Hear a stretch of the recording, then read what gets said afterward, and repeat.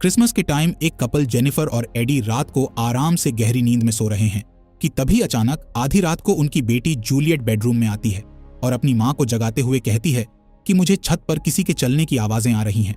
तब जेनिफर उससे कहती है कि शायद कोई जानवर आ गया होगा। इतना कहकर वो जूलियट को उसके रूम में सुलाने के लिए ले जाती है। तब जूलियट अपनी मां से कहती है कि शायद छत पर सैंटा होगा, इसलिए आप सैंटा के लिए टेबल पर मिल्क और बिस्किट रख देना। जिस पर जेनिफर हाँ बोलती है और सैंटा के लिए मिल्क और बिस्किट रखकर अपने बेडरूम में जाने लगती है। जिस दौरान वो नोटिस करती है कि घर का मेन डोर खुला हुआ है। उसे लगता है कि शायद एडी ने दरवाजा खुला छोड़ दिया होगा। अब वो दरवाजा बंद करके बेडरूम में आती है और एडी को बताती है कि जूलियट ने सैंटा के लिए मिल्क और बिस्किट रखवाया है, इसलिए मॉर्निंग में सैंटा बनकर उन्हें खा लेना ताकि जूलियट का दिल ना टूटे। इसके बाद जेनिफर और एडी सो जाते हैं, लेकिन जूलियट अभी भी जाग रही थी। तभी उसे घर के अंदर किसी के होने का एहसास होता है, इसलिए वो चेक करने के लिए नीचे आती है, जहां वो एक सैंटा को देखती है। सैंटा को देखकर वो जल्दी से अपने भाई सैम के रूम में जाती है और उसे उठाते हुए कहती है कि हमारे घर में सैंटा आया है, उसे देखने चलते हैं। लेकिन सैम आने से मना कर देता है, इसलिए जूलियट सैंटा को देखने के लिए अकेली ही नीचे आ जाती है। यहाँ जूलियट सैंटा की अजीब हरकतें देखती है, जिससे उसे बहुत डर लगता है, इसलिए वो एक दरवाजे के पीछे छुपकर सैंटा को देखने लगती है। तभी सैंटा अपने बैग से एक कुल्हाड़ी निकालता है। यहाँ हम देखते हैं कि सैंटा के हाथों पर खून लगा हुआ है, यानी कि ये सैंटा जूलियट के पिता नहीं बल्कि साइको किलर जॉकर है, जिसे सब आर्ट द क्लाउन नाम से जानते हैं। असल में ये जॉकर कोई इंसान नहीं बल्कि हेल से आया हुआ एक डीमन है और इसे मारना बहुत ही मुश्किल है। अब आर्ट सैम के रूम में जाता है और उस पर कुल्हाड़ी से हमला करके उसकी बॉडी के कई टुकड़े करके उसे बेरहमी से मार देता है। अपने भाई के रूम से आ रही आवाज सुनकर जूलियट बुरी तरह डर चुकी थी, इसलिए वो जल्दी से छुप जाती है। इसके बाद आर्ट जेनिफर के रूम में जाता है, जहां वो एडी के चेहरे पर कुल्हाड़ी से हमला कर देता है और उसे बुरी तरह मार देता है। तभी जेनिफर की नींद खुल जाती है और वो अपने हाथ पर लगे एडी के ब्लड को देखकर बुरी तरह डर जाती है। जब उसे पता चलता है कि एडी को मार दिया है तो उसकी हालत बुरी हो जाती है और वो चिल्लाने लगती है, जिससे आर्ट को बहुत मजा आने लगता है और वो एडी की बॉडी के टुकड़े करने लगता है। ये देख जेनिफर वहां से भागकर अपने बच्चों के रूम में आती है, जहां वो सैम की लाश देखकर रोने लगती है। अब जेनिफर घर से भागने लगती है कि तभी आर्ट उस पर कुल्हाड़ी फेंककर उसे घायल कर देता है और उसे जान से मार देता है। जिसके बाद आर्ट किचन में रखे मिल्क से बिस्किट खाने लगता है। बिस्किट खाने के बाद वो प्लेट को साफ करता है। इस दौरान उसे अलमारी से आवाज आती है। जब वो अलमारी चेक करता है तो उसे उसमें जूलियट दिखाई देती है, जिसे देखकर आर्ट जान से मार डालता है। अब हमें 5 साल पहले का सीन दिखाया जाता है। इस समय में आर्ट ने काफी ज्यादा मर्डर किए थे। इन्हीं में से जब एक मर्डर के सिलसिले में एक पुलिस ऑफिसर मर्डर सीन पर गया, तब उसे आर्ट की सिर कटी हुई बॉडी दिखाई दी। वो कुछ सोच पाता कि तभी आर्ट की बॉडी खड़ी हो जाती है और वो ऑफिसर को पकड़ लेती है। ऑफिसर उस पर गन से शूट करता है, लेकिन आर्ट को गोलियों से कुछ नहीं हो रहा था। देखते ही देखते वो पुलिस ऑफिसर को जान से मार देता है। इसके बाद हम आर्ट को एक ट्रेन में देखते हैं, जहां एक लेडी अकेली बैठी हुई थी। यहाँ हम देखते हैं कि आर्ट उस पुलिस ऑफिसर का सिर उठा लाया है और उसे अपने सिर की जगह पर लगाकर सामने बैठी हुई लेडी को डरा रहा है। दूसरी ओर हम एक मेंटल हॉस्पिटल को देखते हैं, जहां गार्ड को एक रूम से नर्स के चिल्लाने की आवाज आती है। जब वो चेक करने के लिए वहां जाता है, तब वो विक्टोरिया नाम की पेशेंट को देखकर घबरा जाता है। दरअसल विक्टोरिया प्रेग्नेंट थी और उसने बच्चे की जगह एक सिर को पैदा किया था, और ये सिर किसी आम इंसान की तरह नहीं बल्कि आर्ट के सिर की तरह दिखाई दे रहा था। यहाँ विक्टोरिया उस नर्स को मारकर उसे खा रही थी। दरअसल आर्ट ने एक बार विक्टोरिया को काट लिया था, तब से ही विक्टोरिया पागल हो गई और आर्ट के कारण वो इन्फेक्टेड हो चुकी थी। साथ ही विक्टोरिया का फेस भी अब डीमन की तरह हो गया था। देखते ही देखते अब विक्टोरिया अपनी ही बॉडी पार्ट को खाने लगती है। यहाँ हम दीवार पर देखते हैं, जहाँ विक्टोरिया ने ब्लड से एक हार्ट बनाया हुआ था, जिसमें उसने अपने नाम के साथ आर्ट का नाम लिखा हुआ था। यानी कि अब आर्ट अकेला डीमन नहीं है बल्कि उसकी साथी भी अब धरती पर आ गई है। कुछ समय बाद वहां आर्ट आ जाता है। जब गार्ड बिना सिर की बॉडी को चलते हुए देखता है तो वो घबरा जाता है। इससे पहले कि गार्ड कुछ कर पाता, विक्टोरिया उस पर अटैक कर देती है और फिर आर्ट के साथ मिलकर उसे जान से मार डालती है। इसके बाद आर्ट विक्टोरिया के जरिए पैदा हुए सिर को अपनी बॉडी पर लगा लेता है और विक्टोरिया को लेकर एक खाली घर में आ जाता है। यहाँ विक्टोरिया को मिरर में अपना चेहरा दिखाई देता है तो वो गुस्से में उसे तोड़ देती है, जिसके बाद वो मिरर का टुकड़ा लेकर बाथ टब में जाती है और अपने हाथ की नस काट लेती है। वहीं आर्ट उसके सामने एक चेयर पर बैठ जाता है। ये दोनों 5 सालों तक इसी घर में बैठे रहते हैं। अब हमें प्रेजेंट टाइम दिखाया जाता है। यहाँ हम सिएना नाम की लड़की को देखते हैं जो कि 5 साल से मेंटल हॉस्पिटल में एडमिट थी। असल में 5 साल पहले सिएना के सामने आर्ट ने उसके सभी फ्रेंड्स को मार दिया था। तब सिएना ने एक मैजिकल तलवार से आर्ट का सिर काट दिया था। ये तलवार हेवन से एंजल के जरिए आई थी। इस पूरे इंसिडेंट से सिएना को गहरा सदमा लगा था, जिस वजह से उसे हर जगह अपने फ्रेंड्स की बॉडी दिखाई देती थी। इसलिए उसे मेंटल हॉस्पिटल में एडमिट कर दिया गया था। लेकिन अब 5 साल बाद सिएना की हालत में सुधार आ चुका था। इसलिए सिएना के अंकल ग्रेग उसे हॉस्पिटल से लेने आते हैं, जिसके बाद वो सिएना को अपने घर में ले जाते हैं, जहां वो अपनी वाइफ जेस और बेटी गैबी के साथ रहते हैं। गैबी अपनी कजन सिस्टर सिएना से मिलकर बहुत खुश होती है। दूसरी ओर हम आर्ट के घर को देखते हैं, जहां पुराने घरों का सर्वे करने वाले 2 वर्कर्स आते हैं ताकि वो सर्वे करके उस घर को तोड़ सकें। अब वर्कर्स उस जगह पर आ जाते हैं जहां आर्ट और विक्टोरिया बैठे हुए थे। वो दोनों अभी तक उसी पोजीशन में बैठे हुए थे।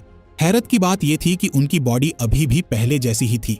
वर्कर्स को लगता है कि वो दोनों लाश हैं, लेकिन देखते ही देखते आर्ट और विक्टोरिया जिंदा हो जाते हैं और वर्कर्स को पकड़कर जान से मार डालते हैं। दूसरी ओर हम गैबी को देखते हैं, जो कि सिएना के सामान से उसकी डायरी निकाल लेती है और उसे पढ़ने लगती है। तब सिएना उससे डायरी छीन लेती है और उससे कहती है कि वो अपनी डायरी को ना पढ़े।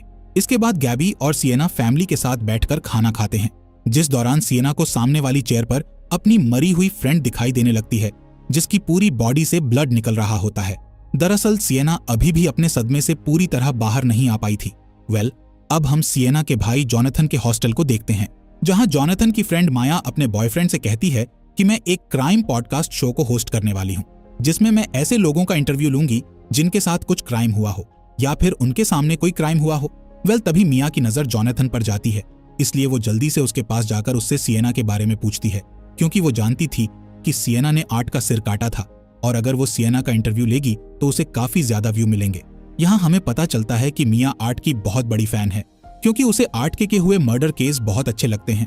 मिया जॉनथन से कहती है कि मैं सिएना से मिलकर उससे आर्ट के बारे में जानना चाहती हूँ। इसी बीच जॉनथन के पास सिएना का फोन आता है, जिसमें वो जॉनथन को घर आकर उससे मिलने का कहती है। दूसरी तरफ हम आर्ट को देखते हैं, जो लोगों को टॉर्चर करने का तरीका देख रहा होता है, जिसके लिए वो एक चूहे पर एक्सपेरिमेंट करता है।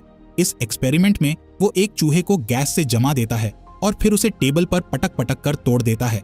इसके बाद आर्ट एक बार में जाता है, जहां वो सैंटा बने हुए आदमी को देखता है। यहाँ आर्ट सभी से मजाक मस्ती करता है, पर कुछ देर बाद लोग उससे परेशान होने लगते हैं, इसीलिए लोग आर्ट को पीटने के लिए आगे बढ़ते हैं। पर तभी आर्ट अपने बैग से गन निकालकर सबको मार डालता है, लेकिन वो सैंटा बने हुए आदमी को नहीं मारता है, क्योंकि वो उसे टॉर्चर करना चाहता था। इसीलिए अब वो सैंटा को एक चेयर से बांधकर उसकी बॉडी को बर्फ से जमा देता है और फिर उसे तोड़कर बुरी तरह मार डालता है, जिसके बाद वो उसके कपड़े पहनकर सैंटा का रूप ले लेता है और फिर एडी के परिवार को मारने चला जाता है, जो कि हमने कहानी की शुरुआत में देखा था। इधर सिएना को जॉनथन का एक लेटर मिलता है, जिसमें उसने लिखा था कि कभी कभी डीमन मरे हुए बुरे इंसान के जरिए नर्क से धरती पर आ जाते हैं, पर एंजल ऐसे डीमंस को मार देती है और तुम उन्हीं एंजल्स में से एक हो। खैर, अब हम सिएना और गैबी को एक मॉल में देखते हैं, जहां सिएना लोगों के चिल्लाने की आवाजें सुनती है, जिससे उसे शक होता है कि कहीं आर्ट वापस तो नहीं आ गया। तभी वहां सैंटा के कपड़े पहने हुए आर्ट आ जाता है। उसके कपड़ों पर खून लगा हुआ था। ये देख सिएना समझ जाती है कि वो कोई सैंटा नहीं बल्कि आर्ट है। इसके अलावा आर्ट सिएना को देखकर हाथ हिलाकर उसे हेलो बोलता है। ये देख सिएना बहुत डर जाती है। तभी वहां गैबी आ जाती है, इसलिए सिएना का ध्यान आर्ट से हट जाता है और जब सिएना पलट कर देखती है तब तक आर्ट गायब हो चुका होता है। इसके बाद सिएना जॉनथन से मिलती है और उसे मॉल वाले इंसिडेंट के बारे में बताती है, जिस पर जॉनथन उससे कहता है कि तुमने तो उसे मार दिया था और ये तुम्हारा वहम है, इसलिए तुम आर्ट के बारे में ज्यादा मत सोचो। तब सिएना जॉनथन को वही लेटर दिखाती है जिसमें जॉनथन ने डीमन के बारे में बताया था। सिएना उससे कहती है कि आर्ट एक छोटी लड़की की मदद से नर्क से यहाँ आया था, पर इस बार वो विक्टोरिया नाम की पेशेंट की मदद से नर्क से बाहर आया है, क्योंकि विक्टोरिया उसी की तरह हरकत करती थी और वो अब हॉस्पिटल से गायब है। जिस पर जॉनथन डरते हुए सिएना से कहता है कि हमें ये जगह छोड़कर भाग जाना चाहिए। साथ ही वो अंकल ग्रेग को सारी बात बताने का कहता है, लेकिन सिएना उन्हें बताने से मना कर देती है, क्योंकि कोई भी सिएना की इस बात पर भरोसा नहीं करने वाला था। अब सिएना जॉनथन से वही मैजिकल तलवार ढूंढने का कहती है जिससे उसने आर्ट का सिर काटा था।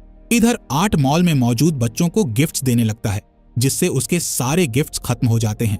तभी उन बच्चों की माँ सैंटा की अजीब हरकतों को नोटिस करती हैं साथ ही उन्हें उसके कपड़ों पर ब्लड भी दिखता है।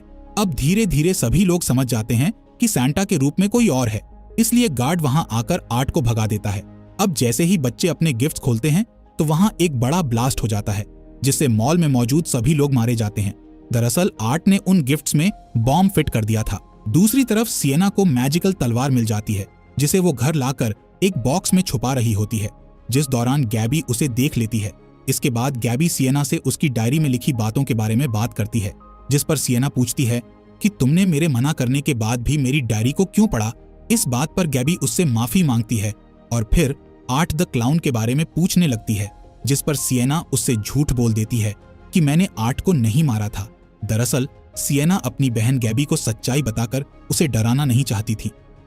अब सिएना उससे कहती है कि तुमने मेरी डायरी से जो भी पढ़ा है उसके बारे में किसी को कुछ मत बताना। इधर हम मिया को देखते हैं, जो कि अपनी फ्रेंड से कह रही थी कि मुझे महसूस करना है कि आर्ट जब किसी को मारता होगा तो मरने वाले को कैसा लगता होगा। तभी हम आर्ट को देखते हैं, जो कि हॉस्टल में आ चुका था और मिया की सारी बातें सुन रहा था। इसी बीच सिएना टीवी पर मॉल में हुए ब्लास्ट की न्यूज देखती है, जिससे सिएना समझ जाती है कि ये आर्ट का ही काम है। अब सिएना को जॉनथन की टेंशन होने लगती है, इसलिए वो उसे कॉल करके जल्द से जल्द घर आने का कहती है। जिसके बाद अंकल ग्रेग जॉनथन को लेने के लिए उसके हॉस्टल में जाते हैं। वहीं इसी टाइम मिया अपने बॉयफ्रेंड के साथ वॉशरूम में रोमांस कर रही थी। यहाँ पर आर्ट एक चेन शो से उन पर हमला कर देता है, जिसके बाद वो मिया को स्माइल देते हुए कहता है कि शायद तुम्हें अब मेरा डर महसूस हो गया होगा। इतना कहकर वो मिया को मार देता है। इसके बाद वो मिया के बॉयफ्रेंड की बॉडी के 2 टुकड़े करके उसे भी जान से मार देता है।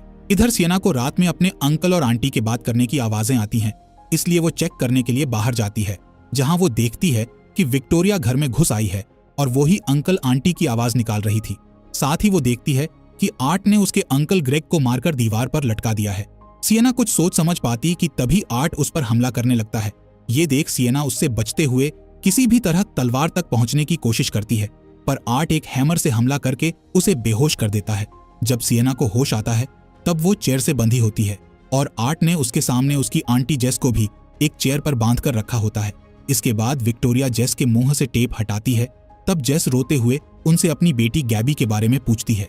तब आर्ट उनके सामने वाली टेबल पर रखे एक पिंजरे के ऊपर से पेपर हटाता है। दरअसल इस पिंजरे में एक कटा हुआ सिर था, जिसे चूहों ने खा खाकर उसका बुरा हाल कर दिया था, इसलिए उस सिर की पहचान कर पाना बहुत मुश्किल था। यहाँ जेस रोने लगती है और बार बार यही कहती है कि ये मेरी बेटी का सिर नहीं हो सकता। अब विक्टोरिया और आर्ट जेस के मुंह में एक पाइप डाल देते हैं और फिर उस पाइप के जरिए एक चूहे को मुंह में डालते हैं, जिससे वो चूहा जेस के गले को फाड़ते हुए बाहर आ जाता है और जेस की मौत हो जाती है। इसके बाद विक्टोरिया सिएना के पास जाकर उसे लोहे से बने कांटों वाला एक ताज पहनाते हुए बताती है कि ये सिर गैबी का नहीं था। इतना कहकर वो गैबी को सिएना के सामने लाते हैं। तभी आर्ट उस टेबल पर रखे सिर को जॉनथन का चश्मा पहनाता है, जिससे सिएना समझ जाती है कि ये सिर उसके भाई का है। ये जानकर सिएना चिल्लाते हुए रोने लगती है और गॉड को आवाज लगाने लगती है, जिस पर विक्टोरिया उसका गला दबाते हुए कहती है कि यहाँ कोई गॉड नहीं है। अब विक्टोरिया अपनी पावर से सिएना को अपने वश में करने लगती है, लेकिन सिएना का गॉड पर से विश्वास नहीं टूटा था, इसलिए वो उसके वश में नहीं होती है। अब वो दोनों गैबी को मारने का सोचते हैं, जिस दौरान गैबी उनसे आखिरी विश मांगते हुए कहती है कि अगर तुम ही हमारे गॉड हो तो मारने से पहले मुझे अपना एक गिफ्ट खोलने दो, जिस पर आर्ट उसकी बात मान जाता है। जिसके बाद गैबी विक्टोरिया को एक बॉक्स की तरफ इशारा करते हुए उसे उठाने का कहती है और उस बॉक्स को सिएना के हाथों से खुलवाने का कहती है। दरअसल इस बॉक्स में मैजिकल तलवार रखी हुई थी, इसलिए गैबी अपने इस आइडिया से उस तलवार को सिएना तक पहुंचाना चाहती थी, पर विक्टोरिया बहुत शातिर थी। वो बॉक्स देने से पहले सिएना के हाथों की उंगलियां काट देती है, लेकिन सिएना किसी तरह उस बॉक्स को ओपन करती है और हम देखते हैं कि सिएना के तलवार छूने से उसकी उंगलियां ठीक हो गई हैं। इसके बाद सिएना उस तलवार को उठाकर सीधे आर्ट के गले पर वार करती है और फिर वो विक्टोरिया के सीने पर वार करके उसका सिर काट देती है, जिससे विक्टोरिया की मौत हो जाती है। तभी आर्ट चेन शो से सिएना पर हमला करता है, पर सिएना उसके वार से बचते हुए उसका सामना करती है और फिर उसके पेट में तलवार घुसाकर उसे दीवार से लटका देती है। इसी बीच विक्टोरिया का ब्लड एसिड में बदल जाता है, जिससे वहां नर्क का रास्ता खुल जाता है और गैबी उसमें गिरने लगती है। इसलिए सिएना उसे बचाने जाती है और उससे तलवार को पकड़कर ऊपर आने का कहती है, पर वो गैबी को ऊपर खींच पाती। इससे पहले ही गैबी तलवार के साथ नर्क में गिर जाती है। अपने पूरे परिवार को खोने के बाद सिएना पूरी तरह टूट चुकी थी। इसी बीच सिएना देखती है कि आर्ट वहां से भाग गया है। खैर, यहाँ सिएना डिसाइड करती है कि वो नर्क में जाकर उसकी बहन और उस तलवार को बाहर निकाल कर लाएगी। अब हम कुछ समय बाद का सीन देखते हैं, जहां एक बस में बैठी लेडी डीमंस वाली बुक पढ़ रही होती है। तभी अगले बस स्टॉप से हम आर्ट को बस में चढ़ते हुए देखते हैं।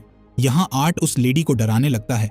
इसका मतलब था कि आर्ट उसे मारने वाला है और वो इसी तरह आगे भी लोगों को टॉर्चर करके उन्हें मारेगा। इसीलिए सिएना को जल्द से जल्द उस तलवार को नर्क से लाकर आर्ट को हमेशा के लिए मारना होगा। इसी सस्पेंस के साथ ये कहानी यहीं पर खत्म हो जाती है।